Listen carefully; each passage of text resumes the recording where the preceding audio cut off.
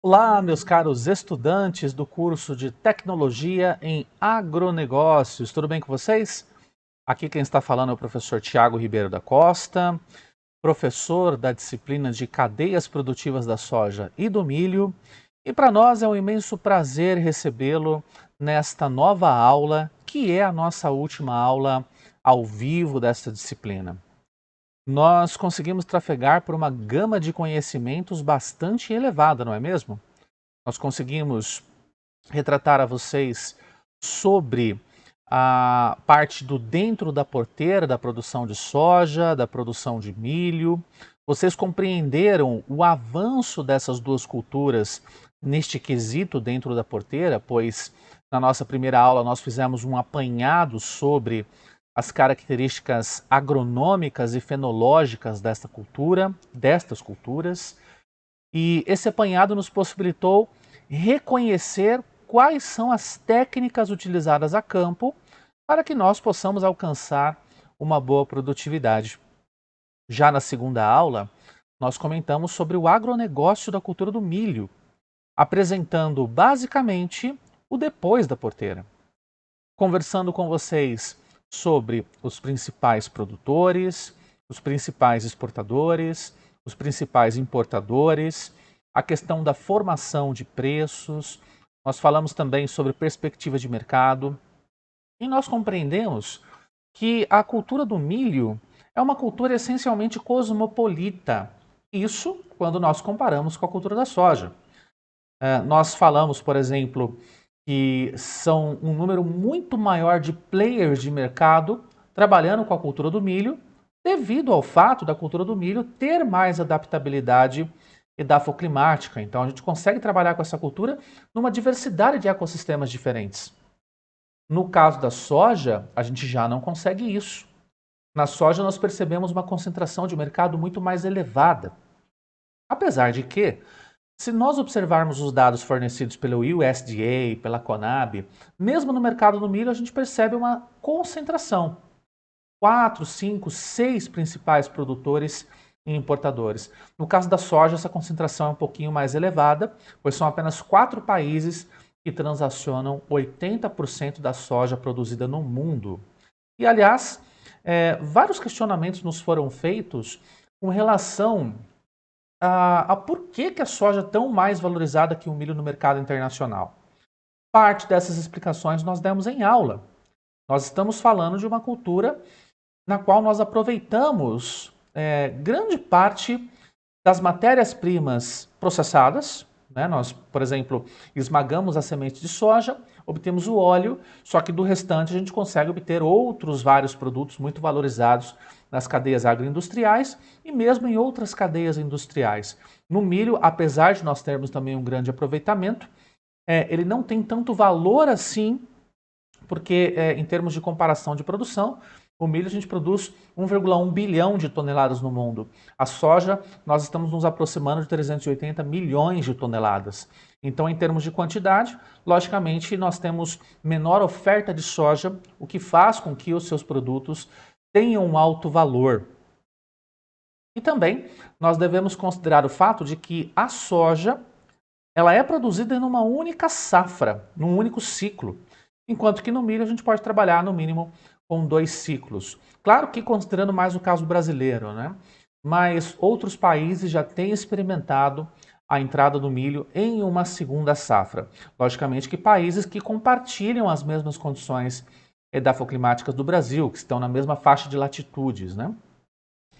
Na terceira aula nós aprendemos então o agronegócio da soja, também demonstramos para vocês os principais importadores, exportadores, apresentamos a quantas anda a produção dessa commodity no Brasil, aprendemos que nós temos alguns nichos aqui no Brasil, alguns estados que são os maiores produtores e são altamente especializados na produção de soja, a exemplo do Mato Grosso, a exemplo do Paraná e mais recentemente os estados do Nordeste brasileiro, formando o grupo de estados chamado Matopiba, Maranhão, Tocantins, Piauí e Bahia, que hoje possuem alta produtividade. Só não possuem grande produção porque as áreas são um pouco menores, se comparadas a Mato Grosso e Paraná.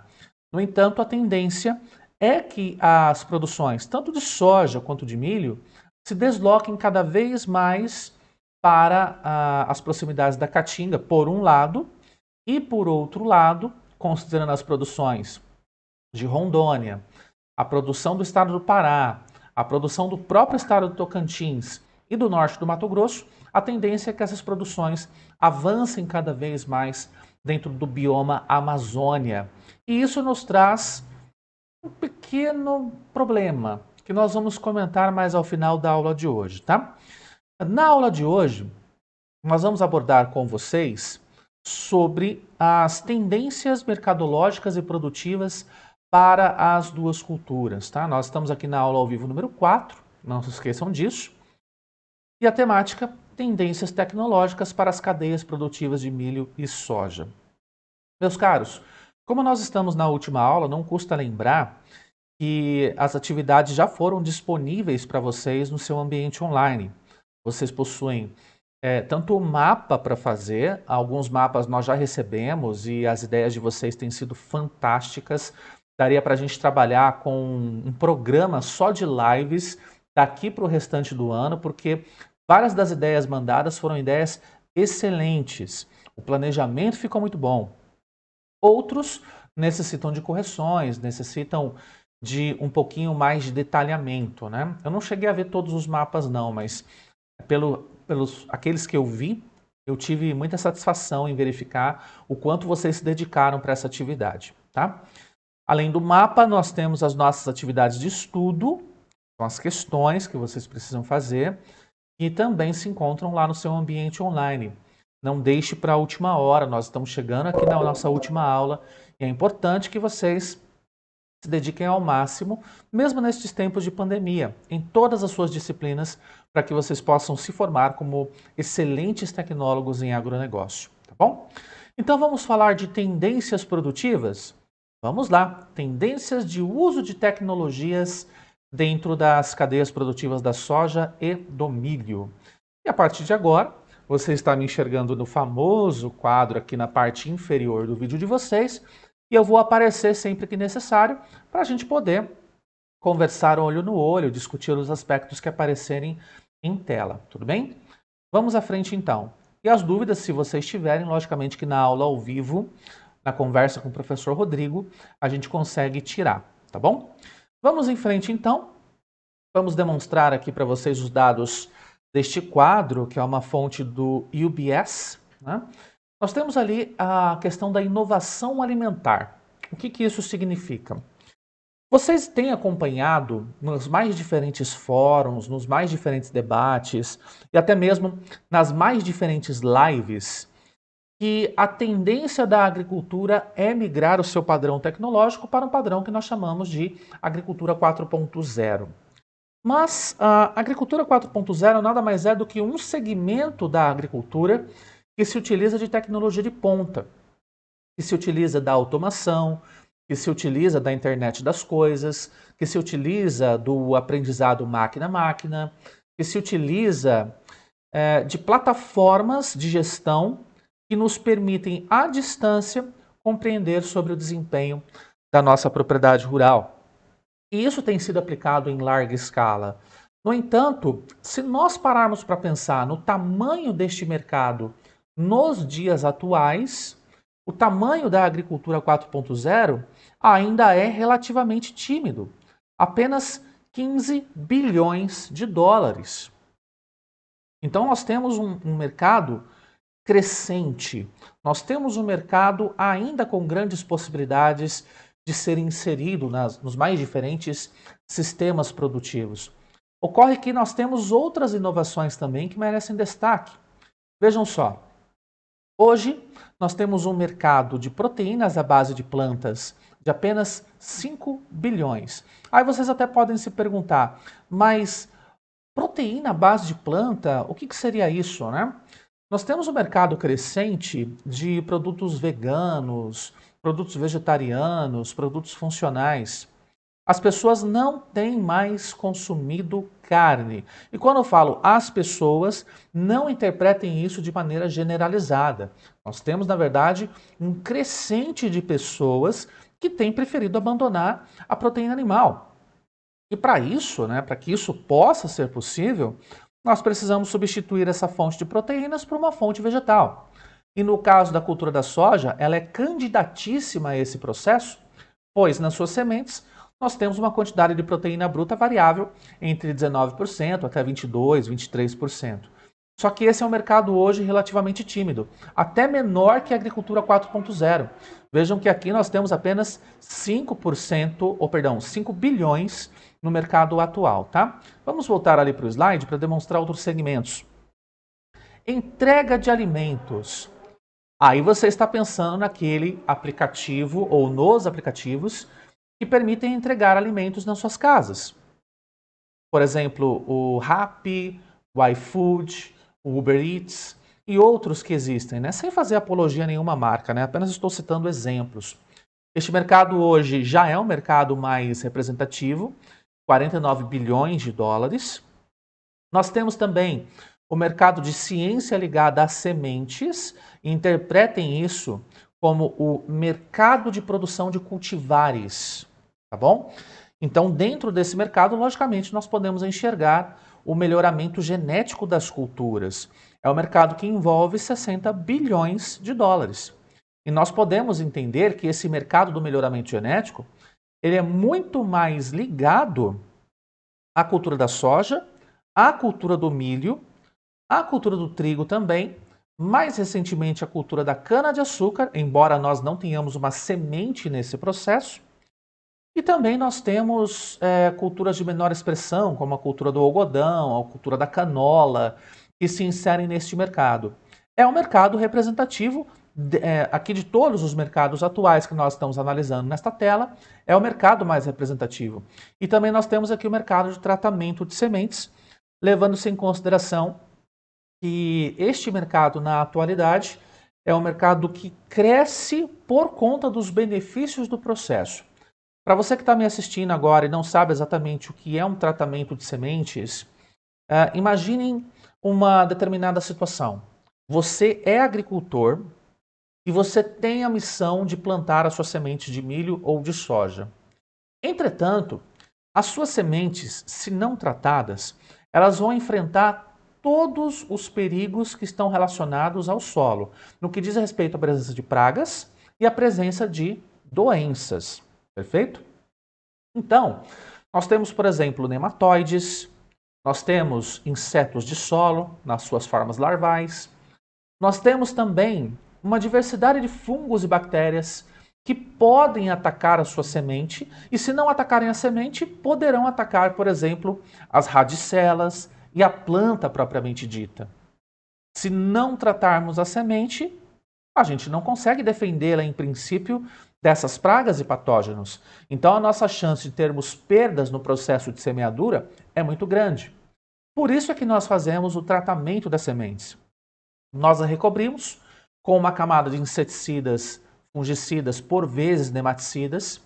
Recobrimos ainda com uma camada polimérica, e esse polímero, no geral, é um polímero biodegradável, geralmente advindo até mesmo do amido do milho. E sobre esse polímero nós podemos colocar fertilizantes, nós podemos colocar até as bactérias que inoculam, né? Ou melhor, bactérias inoculadas a essas sementes na superfície, né? Sobre esse polímero, para que elas possam fixar algum tipo de nutriente.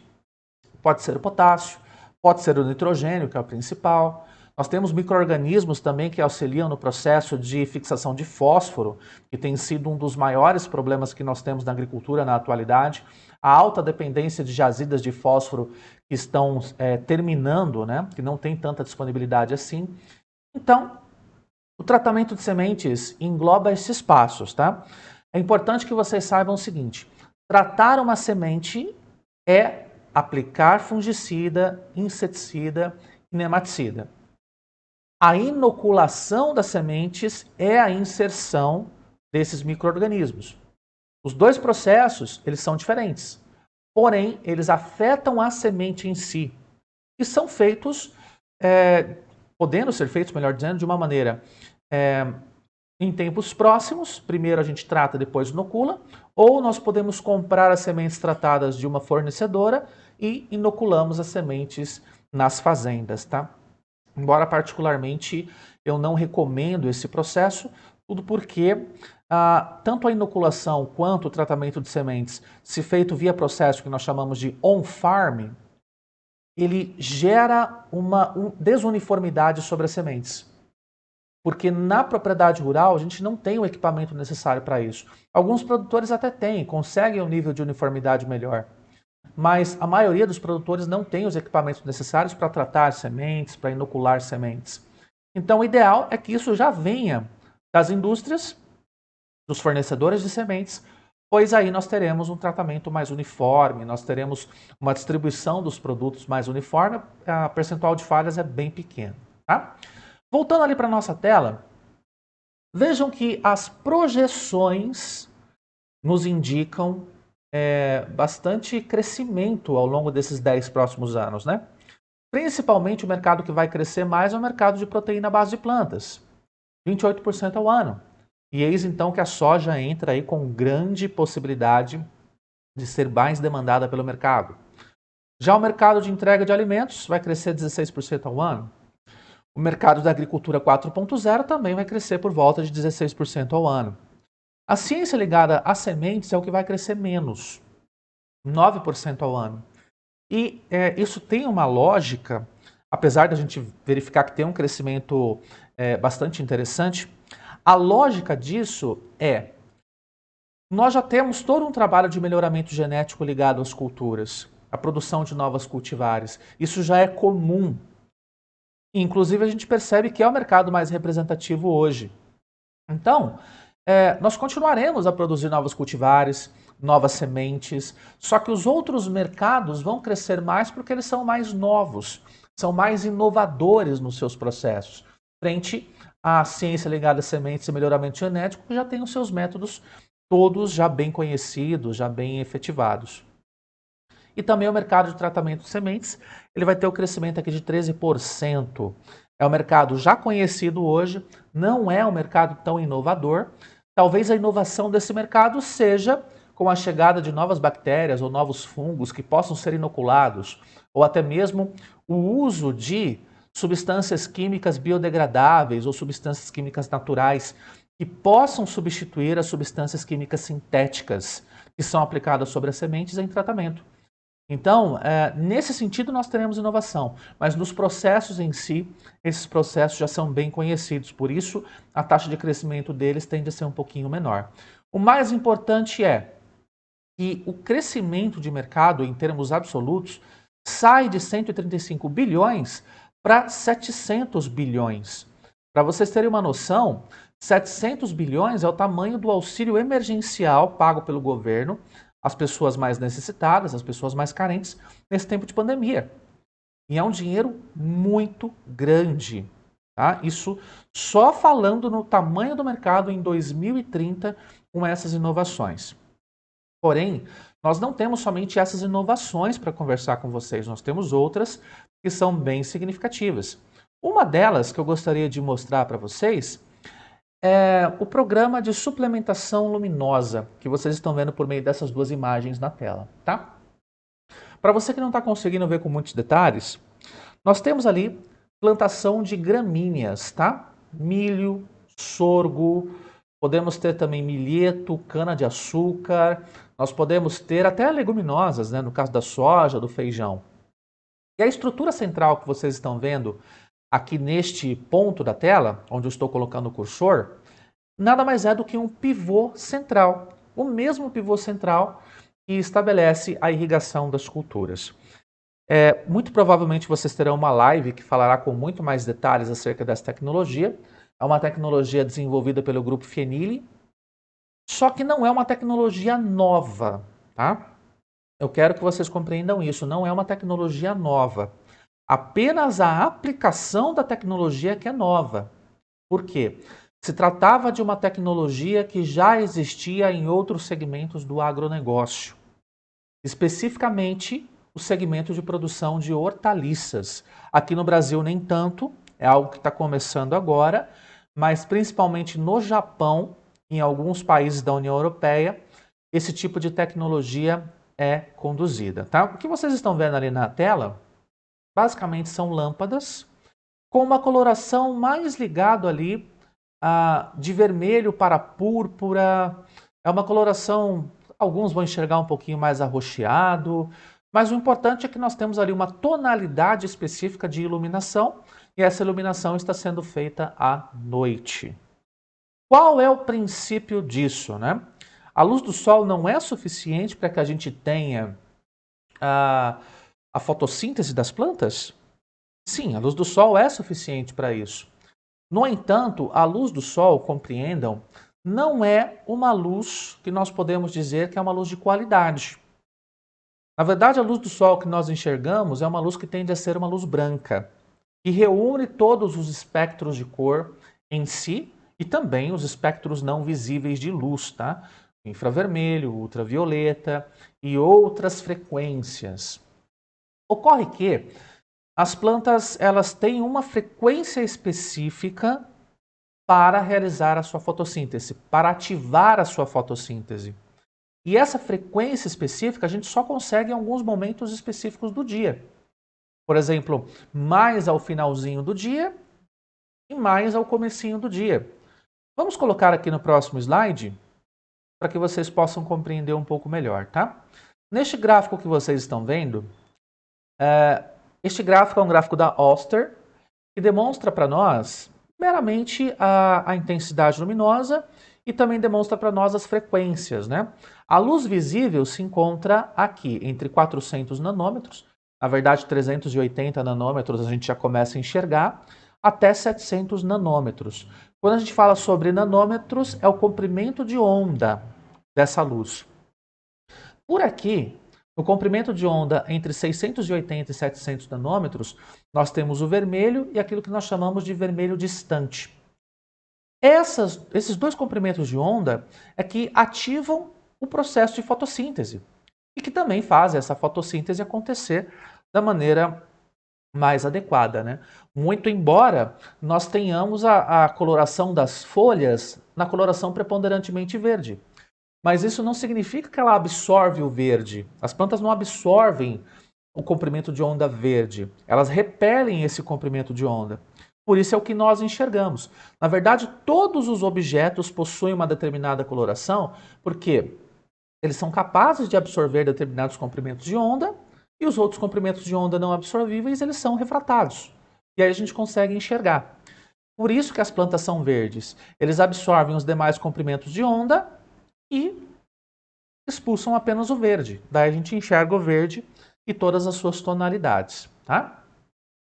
O que acontece com a emissão de uma luz de coloração mais próxima aqui do violeta, mais próximo aqui do ultravioleta, inclusive, 400 nanômetros, 450 nanômetros, isso principalmente à noite, é que isso estimula a formação de pigmentos nas plantas. Isso estimula a composição de pigmentos que recebem a luz durante o dia e intensificam o processo de fotossíntese. Então, a gente vai ter na planta mais receptores de vermelho distante, mais receptores também de um comprimento de onda que auxilia na fotossíntese. Então, a planta ela é capaz de ter uma fotossíntese muito mais veloz, uma fotossíntese muito mais eficaz. E assim a produtividade tende a aumentar. Como eu disse para vocês, não é uma tecnologia nova, tá? É uma tecnologia que já está sendo aproveitada, por exemplo, na horticultura e na olericultura. Ali nós temos uma imagem do Waller 2020 também, que retrata para nós uma situação de produção de tomates. E ali vocês estão vendo barras de LED na coloração também muito próxima da coloração do programa de suplementação luminosa experimental que está sendo conduzido por pivôs centrais. Então, neste caso, a coloração que está na tela de vocês é uma coloração que estimula a formação de receptores das ondas luminosas que vão propiciar uma intensificação da fotossíntese, e a partir daí a gente tem, com certeza, o melhor acúmulo de fotoassimilados na planta. O que ainda não está totalmente evidenciado, e a pesquisa agronômica com certeza vai evidenciar, é a relação dos comprimentos de onda com a fenologia da cultura. O que eu quero dizer com isso? Se nós temos uma planta que tem a sua emergência, a sua fase vegetativa, a sua fase reprodutiva e a maturação das sementes, essas fases decorrem não somente de acordo com o tempo, mas decorrem também considerando condições ambientais, dentre as quais o fotoperíodo, temperatura, a própria intensidade luminosa e os comprimentos de onda que nós temos. Então, o que nós precisaríamos estudar mais a fundo, principalmente nas culturas de cereais, soja, milho, trigo e outras, é verificar se a instalação dessa iluminação ela poderia nos fornecer cores diferentes de acordo com a fenologia da planta. Por exemplo, uma tonalidade mais ligada ao arroxeado na fase de emergência, uma tonalidade mais ligada ao amarelo na fase vegetativa, uma tonalidade mais ligada ao avermelhado na fase reprodutiva. Então, a gente precisa ainda descobrir quais são as intensidades e quais são os comprimentos de onda ideais para cada fase da cultura. A horticultura vai nos gerar pelo menos subsídios, para a gente poder começar a pensar em experimentos semelhantes para a soja e para o milho. Mas o caminho tem sido esse. Vejam que, pelo nosso conhecimento, nós temos a grande possibilidade de instalar sistemas muito parecidos em várias áreas, principalmente do centro-oeste, que dependem da irrigação, que dependem do pivô central. E isso é animador, é uma tecnologia que com certeza agrega em produtividade. Segundo relatos que nós temos de experimentos, né, principalmente conduzidos pelos personagens que farão a live com vocês, me permitam apenas só voltar lá na imagem da soja, pela Fienile, né, nós temos dados que remetem a um aumento de produtividade entre 40% e 70%. Então, significa dizer que nós vamos dar um salto dos atuais 3.500 kg por hectare, muito provavelmente para algo próximo de 5.500 a 6.000 kg por hectare, até sobrepujando as expectativas da própria FAO, que nos dizia que a produção de soja alcançaria só 4.400, 4.700 kg por hectare ao final desta década, né, 2028, 2030. Então, é uma tecnologia bem interessante para ser discutida, uma tecnologia bem interessante para ser evoluída, não no sentido só focado de aumento de produtividade da soja, mas também pensando nos impactos que essa tecnologia possa ter nas outras plantas aos arredores, né? Imagina você ter essa iluminação, por exemplo, sobre planta daninha, ter essa iluminação sobre áreas florestais. Precisamos ainda investigar, mas é uma tecnologia realmente promissora e muito curiosa, tá? Mais adiante, nós temos outras tecnologias que serão importantes aqui para o contexto do agronegócio, que são as tecnologias que nós temos aqui na nossa tela. Temos ali o registro cada vez maior de produtos biológicos no Ministério da Agricultura, Pecuária e Abastecimento. E aqui nós temos um ácaro chamado Amblyseius tamatevensis. Amblyseius tamatevensis. Um dos principais problemas que nós temos com as nossas culturas, principalmente com transmissão de viroses, e até mesmo na soja nós temos o vírus do mosaico comum, o vírus do mosaico dourado, no feijoeiro também nós temos viroses muito parecidas, é a mosca branca, a tal da Bemisia tabaci. Houve toda uma pesquisa científica e tecnológica para identificar qual seria o controle biológico para essa praga. E encontrou-se a Amblyseius tamatevensis, que é um ácaro que preda a mosca branca. E esse ácaro hoje, ele está presente em produtos biológicos registrados pelo Ministério da Agricultura. E hoje ele é permitido, né?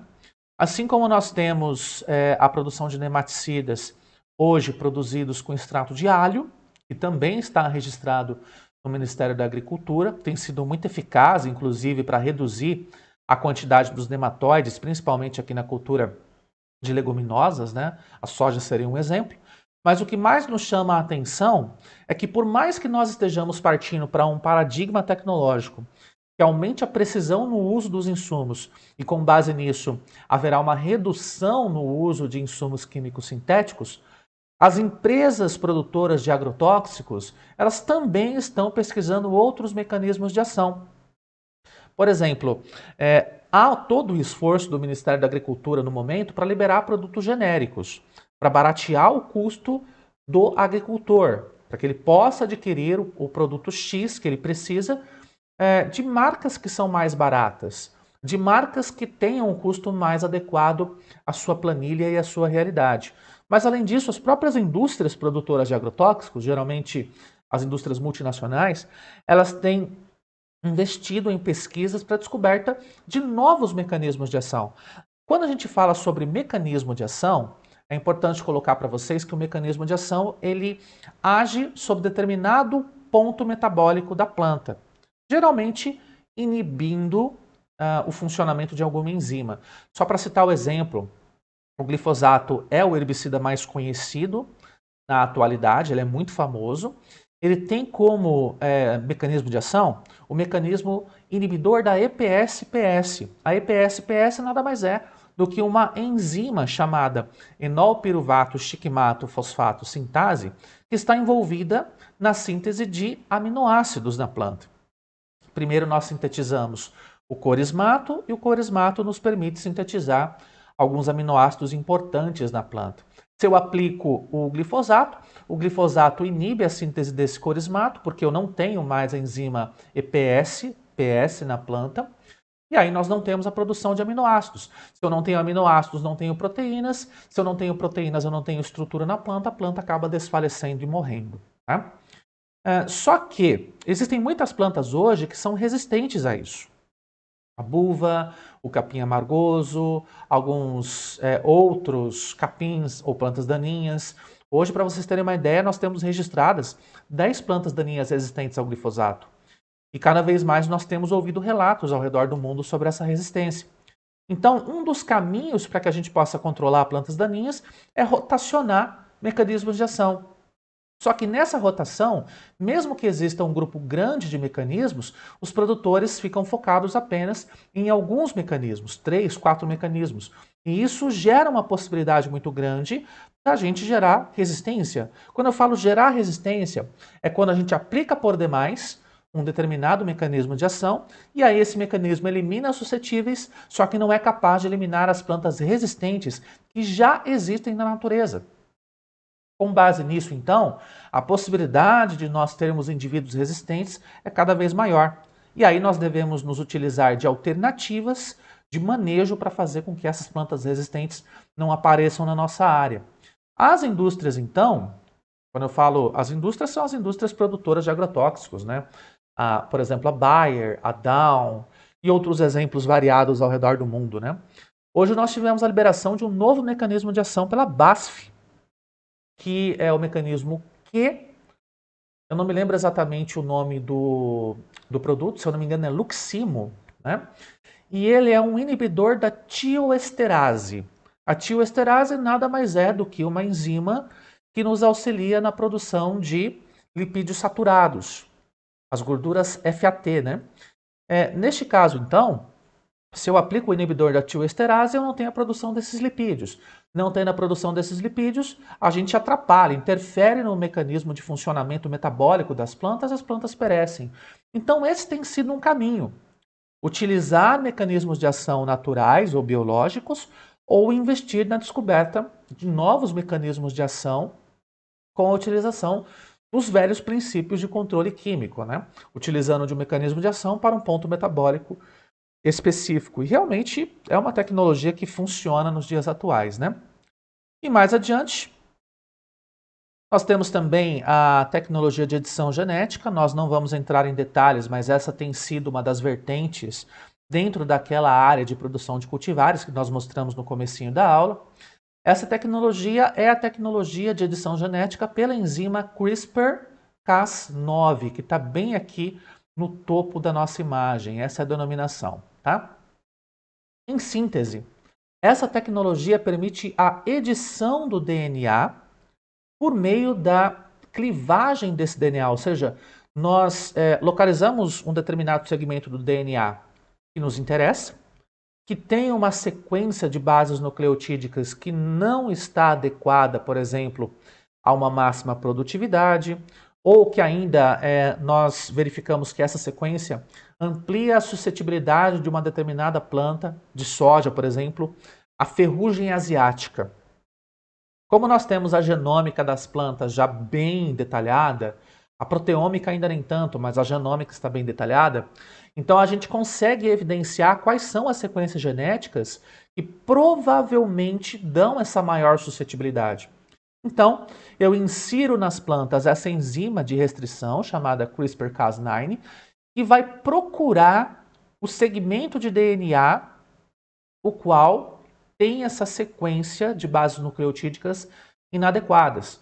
Então, nós temos aqui a entrada da Cas9, que é a enzima, e aqui nós temos um RNA, um segmento de RNA, que vai nos trazer uma cópia em RNA, logicamente, daquilo que deveria ser, para que eu possa sintetizar essa cópia de RNA para DNA. É como se eu estivesse trabalhando com um processo contrário ao normal, né? Então, esse DNA é clivado nesses dois pontos aqui que vocês estão vendo. Ele é cortado. E aí, eu consigo inserir o meu trechinho de DNA já modificado. Então, esse trechinho em vermelho aqui na base do slide que vocês estão vendo, já são as bases nucleotídicas certas, consertadas. E a partir daí, eu consigo ligar esse DNA nessa sequência de DNA da planta, é o DNA doador ou exógeno, na sequência de DNA da planta, faço a ligação novamente, e aí esse novo DNA vai expressar a nova característica que nós procuramos, tá? Vale dizer, pessoal, que aqui nós não estamos nos aprofundando na tecnologia CRISPR-Cas9. Não estamos falando de uma forma muito aprofundada nessa tecnologia, até porque isso exigiria pelo menos umas 5 aulas da disciplina de biotecnologia. Mas saibam vocês que também é uma tecnologia promissora, e eu diria mais, nós estamos caminhando para que essa técnica seja de fato mais resolutiva frente ao melhoramento genético convencional ou mesmo o melhoramento genético que se utiliza das tecnologias da biologia molecular. Porque hoje nós aplicamos biologia molecular. Antigamente, o que havia era a aplicação do melhoramento genético convencional. Daqui para frente, para a gente obter resultados cada vez mais palpáveis ou até mesmo resultados mais rápidos, certamente a gente vai ter que lidar com uma situação onde a edição genética vai nos trazer melhores resultados. Agora, é claro que isso envolve toda uma questão de bioética, né? Com as plantas nem tanto. Mas se a gente considerar que as plantas são alimento e esse alimento vai ser consumido pelo ser humano, qual será o novo paradigma frente a essas plantas? Será que a aceitação vai ser plena? Será que de fato a melhoria na produtividade vai compensar uma provável imagem negativa de estarmos consumindo uma planta geneticamente modificada? Hoje nós já consumimos plantas transgênicas, né? Todo mundo consome, seja em chips, seja no dia a dia em outros produtos. E nós tivemos uma polêmica muito grande sobre os transgênicos e ainda temos. Essa polêmica muito provavelmente vai ganhar reforço por conta dessa tecnologia da CRISPR-Cas9. E por fim, e não menos importante, nós temos essa questão que vocês estão vendo aqui em tela, tá? Que é os limites da produção das commodities. Meus amigos, como eu disse no comecinho da aula, a região amazônica, e não somente ela, mas todos os biomas no mundo, eles se encontram relativamente ameaçados pela produção agropecuária. Não pela produção agropecuária mais consistente, tecnologicamente adequada, plenamente assistida por engenheiros agrônomos, gestores em agronegócio, tecnólogos de outras áreas. Essa agricultura é uma agricultura sustentável e responsável. Eu estou falando de modelos de agricultura que consideram o lucro pelo lucro, que consideram basicamente o custo de oportunidade. Avançar por novas terras não somente pelo fato de que essas terras são terras de custo mais barato. Aqui no Brasil, particularmente, está acontecendo um movimento de regularização de terras, regularização fundiária. Isso tem animado muito poceiros, grileiros, que vão até as áreas da floresta amazônica e retiram árvores, justamente para caracterizar que a ocupação é deles, que a terra é deles e que eles podem vender essas terras para outras pessoas. Inicialmente, percebe-se muita ocupação de pecuaristas, mas logo na sequência nós teremos ocupação de agricultores, principalmente para a produção de soja. Isso é muito preocupante, é muito preocupante. Nós não sabemos em que medida o desmatamento da Amazônia está promovendo microalterações climáticas, que promovem a redução de chuvas, por exemplo, no centro-sul do país. Nós estamos passando por uma estiagem. Os nossos oceanos suspensos, né, toda essa evaporação de água que vocês veem aqui na imagem, essa evaporação de água vai para a atmosfera e circula nessa atmosfera, podendo trazer as chuvas tão desejadas aqui para o centro-sul. Quem plantou milho nessa safra sofreu bastante pela falta de chuvas. Agora, claro que eu não estou aqui taxando o fato de nós termos o desmatamento na Amazônia com a redução das chuvas no centro-sul. Ainda nós precisamos avaliar melhor essa situação, mas fica algo muito visível, muito fácil de ver que o desmatamento está promovendo pequenas alterações, sim. Está promovendo uma ocupação ilegal de terras, uma depauperação de recursos vegetais. Muito provavelmente a própria fauna está sofrendo também com a redução dos seus espaços para a sua sobrevivência.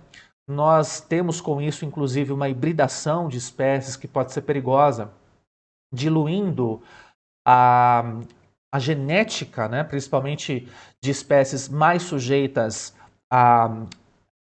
a questão de serem extintas, né? Então, por exemplo, houve uma reportagem até recentemente num programa de TV, famoso inclusive, mas aí não era tanto para a área amazônica, era para a área ali da Mata Atlântica, né? O mico-leão dourado, em sua genética pura, está reduzido a praticamente 6% da população original.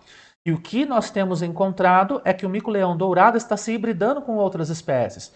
E essa hibridação faz com que nós tenhamos a erosão genética do mico-leão dourado, podendo levar essa espécie à extinção em poucas décadas. Eu diria até em poucos anos, não em poucas décadas. Então esse risco pode acontecer também na região amazônica. E nós devemos nos lembrar do seguinte, essa região amazônica aqui que vocês estão vendo, é uma região, a gente pode pensar assim, puxa, tem muitos rios, são rios de alto volume de água. Ok, são. Mas porque nós temos toda uma dinâmica ecológica que permite isso. A partir do momento em que nós temos a retirada das árvores, essa dinâmica ecológica pode mudar, a ponto de reduzir a vazão das águas desses rios. Então nós não teremos estes recursos para sempre tão preservados. E isso pode ser um grande problema para a agricultura brasileira, no sentido de depauperarmos todas as nossas áreas de produção, principalmente ali no Nordeste e no Norte, no que a gente chama de bioma Amazônia, ou na Amazônia Legal também. E isso pode também depauperar a própria imagem do Brasil lá no exterior. Nós estamos correndo um risco seríssimo de perder mercado na União Europeia e na China também. Então, a gente precisa pensar muito mais em sustentabilidade produtiva. Nós precisamos pensar em preservar as nossas áreas de produção de alimentos.